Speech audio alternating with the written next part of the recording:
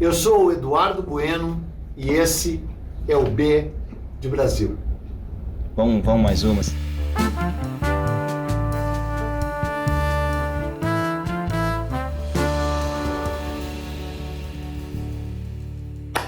Então, talvez você se lembre, há uns anos atrás nasceu, e já nasceu natimorto, um movimento estrondosamente desprezível chamado Escola Sem Partido.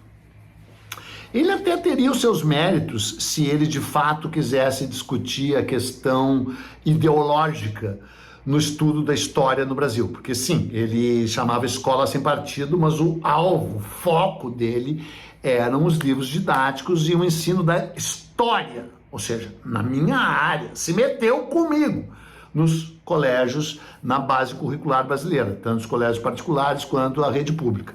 Atingiu muito mais, é claro, as escolas particulares, né? Porque tu sabe que essas escolas particulares estão cheias de pais capazes de proibir não só o livro do Jefferson Tenório, O Avesso da Pele, como também O Menino Marrom, do Ziraldo. Né? São coisas circunstancializadas que a gente nem deveria expandir, nem dar espaço para isso, mas estão acontecendo. No caso específico do Escola Sem Partido, ele não queria combater a ideologia que de fato há e que deve ser discutida no estudo da história, nos livros de história do Brasil. Ele queria substituir uma ideologia por outra, inclusive muito pior, muito mais nefasta, muito mais reacionária e se dizendo conservadora. Só que, mais uma vez, é claro, usando a própria, conspurcando a própria palavra conservador, o próprio conceito de conservadorismo, né, nessa sua sanha persecutória. O movimento morreu. Mas eu nunca deixei de pensar, cá com os meus botões, inclusive os abertos, né, que seria bom a gente poder discutir de uma forma mais arejada e transformadora e libertária a questão ideológica por trás do ensino da história no Brasil. Eu próprio estou convencido de que sim, a história do Brasil deve ser reescrita. Tanto é que de momento o que eu estou fazendo é reescrever toda essa minha obra-prima, Brasil, uma História, que é um livro publicado já há 15 anos, não apenas para atualizá-lo, já que a última edição vai até a posse da Dilma no seu primeiro governo, não fala nada do desastroso segundo mandato, não fala nada do impeachment / golpe, não fala nada da eleição de Jair Bolsonaro e nem da prisão de Jair Bolsonaro, que se avizinha, né? Então tudo isso vai ser acrescentado na nova edição. Mas daí eu concluí o seguinte, que é o que eu quero compartilhar com você em mais esse Por Trás da História, que se refere, talvez você já saiba, embora a baixa audiência que esse segmento tem dado aqui no canal, você já sabe que eu fiz para o History Channel a série B de Brasil, segunda temporada. E a gente gravou o making off dessa série, né?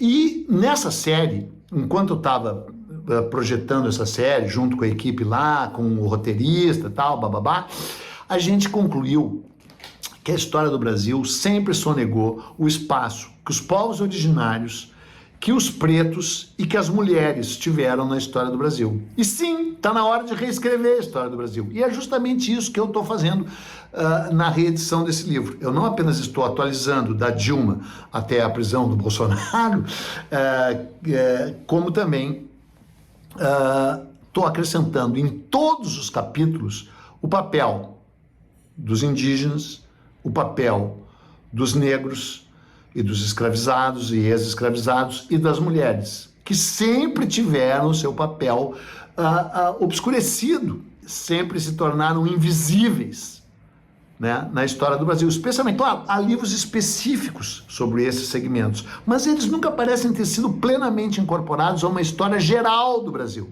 Eu vou fazer isso. E estamos fazendo isso em B de Brasil. E nesse último episódio de Por Trás da História, a gente vai, no cara a cara com Bueno, nós vamos entrevistar dois personagens exemplares nesse sentido.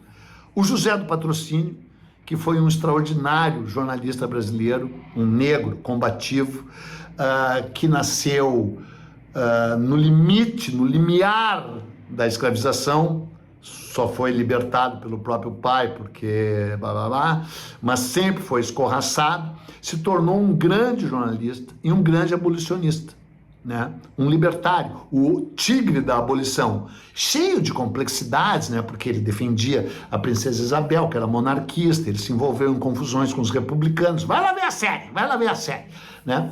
E eu, no Cara a Cara com Bueno, que é um dos quadros do B de Brasil, eu entrevisto o José do Patrocínio. Veja a magnífica entrevista com ele, né?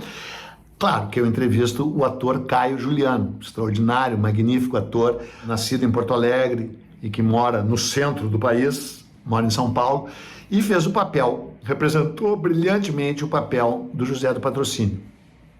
Em seguida, eu vou entrevistar uma heroína brasileira que todos nós deveríamos conhecer, a Isabel Matos Dillon, quase Dylan, Isabel Matos Dillon, D-I-L-L-O-N, Isabel Matos Dillon, que era uma mulata baiana, sim, pode dizer a palavra mulato, uma mulata baiana que se transferiu para o Rio Grande do Sul e se formou como cirurgiã dentista.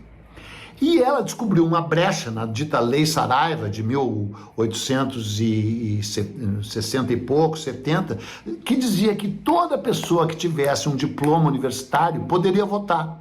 E não dizia especificamente que tinha que ser homem ou mulher, porque as mulheres não podiam votar. As mulheres só começaram a votar no Brasil na metade, praticamente, do século XX, a partir, efetivamente, da nova Constituição de 1933, de 34, Constituinte de 33 e a Constituição de 34. Houve algumas exceções. A primeira delas foi essa mulher magnífica, que entrou com ações na justiça e se tornou a primeira eleitora registrada no Brasil. Isabel Matos Dillon, que votou aqui no Rio Grande do Sul. Claro que o fato dela ter se casado com um cirurgião dentista também, inglês, britânico, chamado Thomas Dillon, né, que era cirurgião dentista e que virou cônsul da Inglaterra na cidade do Rio Grande, onde tudo isso aconteceu, né, ajudou bastante. Ela teve o respaldo do marido, mas ela foi lá e enfrentou juízes, desembargadores, escrivães e conseguiu o direito de votar. Uma heroína brasileira que todos nós tínhamos que conhecer e que ficaremos conhecendo mais, não só com essa entrevista que eu fiz com ela no Cara a Cara com Bueno, como também na série B de Brasil, que vai ao ar em novembro. Quem representou o papel da Isabel Matos Dillon foi a linda, a extraordinária e a brilhante Athena Beal, uma atriz também com raízes sulistas aqui, embora preta, né? Porque há muitos pretos no Rio Grande do Sul, em Santa Catarina e no Paraná, que é outra coisa que as pessoas fazem de conta que não há. Então eu convido você para ver esse último episódio de Por Trás da História, o making of de B de Brasil. E espero que desta vez repercuta mais, porque está na hora de reescrever a história do Brasil também aqui no YouTube. É isso aí. Você sabe que o canal Buenas Ideias está um tempão lutando para ser patrocinado, né? E ainda não temos patrocinador. Mas hoje nós temos uma coisa muito melhor. Patrocínio. José do Patrocínio, um homem extraordinário, um dos maiores brasileiros de todos os tempos que você tem que conhecer e vai conhecer melhor hoje no Cara a Cara com Bueno. O Patrocínio, você era o tigre da abolição, né? Era o teu codinome. Me chamava assim, mas eu não era tigre, não. Ah, quer dizer, então, que tu não vai rugir pra nós? Dá uma rugida pra nós. No seu sonho, Bueno. Tu não vai rugir mesmo, que nem o leão da Metro? Uau! Não. Não. Tu era o quê mesmo, de profissão? Eu era boticário e depois jornalista, como você. Ah, eu fui boticário mesmo durante anos, você tem toda a razão. Sim, trabalhava numa botica, eu tava sempre de olho na boutique dela. As pessoas, inclusive, passam na frente quando está sendo filmado. É impressionante, não há a menor delicadeza. Agora, falando seríssimo, quase sério, sim, os teus artigos foram muito poderosos e ajudaram na causa abolicionista, né? Era o mínimo que eu podia fazer, porque eu vi o sofrimento do povo com os meus olhos quando eu fiquei na fazenda do meu pai. Mesmo dizendo que eu era liberto, eu vi. eu senti, eu sei o que é. Então, o mínimo que eu podia fazer era escrever e apontar aonde os donos de tudo nesse país erram, aonde eles oprimem. Obrigado. E a própria história tua com a família é incrível, né? Porque você era filho de um fidalgo. Impressionante. Fidalgo, padre. Um padre. Você quer expor isso? Eu Tá quero, bom, então. eu quero dispor publicamente. Não, é que é o seguinte, é uma história muito tocante, né, cara? É uma história horrorosa. O José do Patrocínio, de fato, era filho de um padre com uma escravizada de 13 anos de idade. 13 anos? É impressionante, é um caso muito dramático da história do Brasil. Patrocínio se tornou um homem extraordinário e, acima de tudo, era um monarquista! Não. O que eu era, você sabe muito bem, eu sempre fui abolicionista. Ah, mas me disseram, ouvi falar, a história registra que você teve uma coisinha assim com a Princesa Isabel. Teve ou não teve? Você insiste nisso, né, Boni? É só no seu sonho, nessa sua cabecinha de século XXI. Nunca. Nada entre vocês. Né? Mas você é o criador da poderosa Guarda Negra, não é? De novo. Fake news. Não tenho nada. Vamos lá. Fake news. Fake news. Eu adorei essa expressão. Eu nunca criei, nunca participei. Eu apoiei no meu jornal. Sim. Eu não tive direção, eu não participei da direção, eu não andei nela, eu não financiei, eu não invadi no 8 de... Não. Agora, falando sério, a Guarda Negra foi um grupo de capoeiristas e ex-escravizados e libertos que várias vezes enfrentou os comícios republicanos, porque eles atribuíam, e com certa razão, a abolição à Princesa Isabel e achavam que a República talvez fosse reverter a liberdade deles. Então, se disse durante muito tempo que o José do Patrocínio era o criador dessa guarda. Ele sempre negou e talvez não fosse mesmo. Mas o que interessa é que nós estamos hoje aqui com o grande, extraordinário, magnífico Caio Juliano, o ator que representou esse personagem magnífico.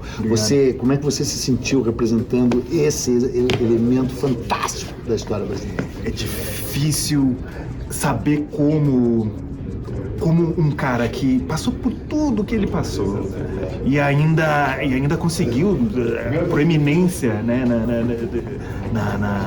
na sociedade. Como essa pessoa se movimenta, qual é a voz que tem. Para mim, isso é o mais complicado. E você recitou trechos dele, não apenas meio poéticos, mas como artigos de jornal que soam hoje, assim, com uma atualidade dramática, né? Os artigos, a contundência deles leva ao ator. Então, isso é fácil. Essa é a parte mais fácil. O problema é pensar como ele encosta em você. Sim. Encosta mesmo. É um personagem que todo brasileiro tem que conhecer e você vai conhecer muito mais dele na segunda temporada de B de Brasil, só no History Channel, com uma palhinha antes aqui no canal Buenas Ideias. Mas eu queria encerrar, Caio, nós dois porto-alegrenses, né? Você nascido em Porto Alegre, a nossa cidade natal, nosso estado natal, assolado por essa tragédia que nós sabemos, né? Tem raízes históricas, está ligado à desigualdade, está ligado à injustiça social do Brasil, que se reflete numa injustiça ambiental também, né? Sim.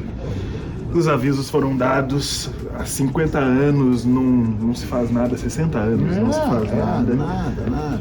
E agora a democracia chegou no Rio Grande do Sul, todo mundo foi afetado.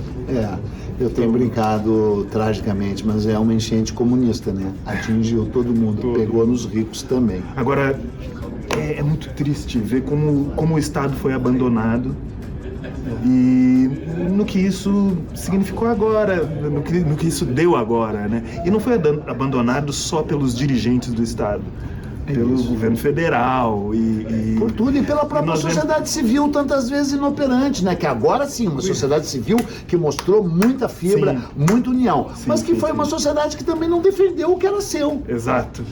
É porque não ia chegar, né? 1941 a última enchente, então nunca vai chegar. Eles já fizeram as comportas, agora a gente tá a salvo aqui no Menino Deus. Não tá. E não estará. E ano que vem vai acontecer de novo. Pois é, então... Se não fizerem agora, se não tratarem em sério, cidade esponja, meus amigos. É isso aí. Bom, Cidades esponjas e cidades inclusivas, onde pretos, pardos, indígenas, mulheres, todos tenham seus direitos respeitados. você sabe que eu não ouvi falar da Restinga? Pois é, a Restinga também foi atingida. E não se fala. Não, claro que não. Por quê? Porque o apartheid faz parte ainda, o apartheid ambiental e social. Por que será? Mas esse canal não é um canal militante. Então, repetindo o que interessa, no History Channel, B de Brasil, segunda temporada, estreia quando? Agora? Não, em outubro. Não, em novembro. Novembro diz, porque estamos sendo gravados pelo próprio diretor do canal. É impressionante. Tá bom. Cara, que prazer.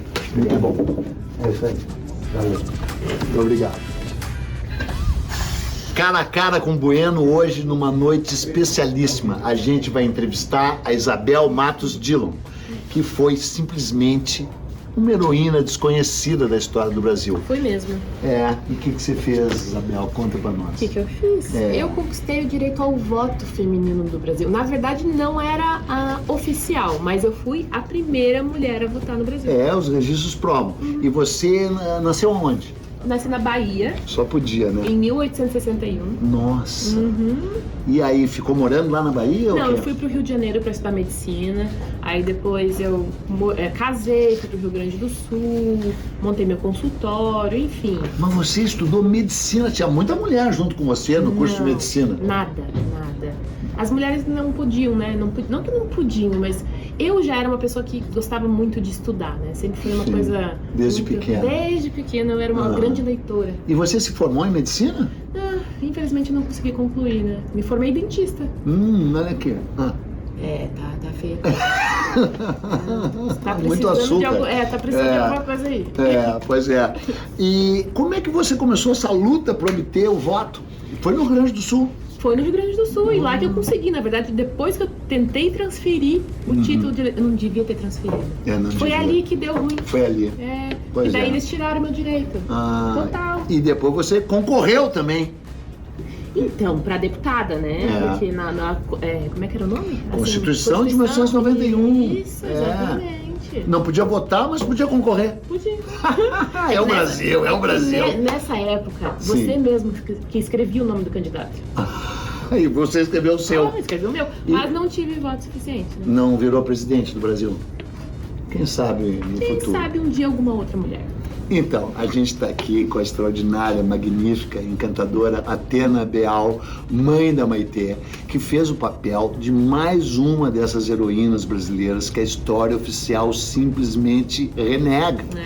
Ela lutou durante anos por obter o direito a voto, porque tinha uma brecha na Constituição que permitia, não vetava às mulheres o direito de voto. Então ela foi lá, entrou, ficou em ações anos, ganhou esse direito, né?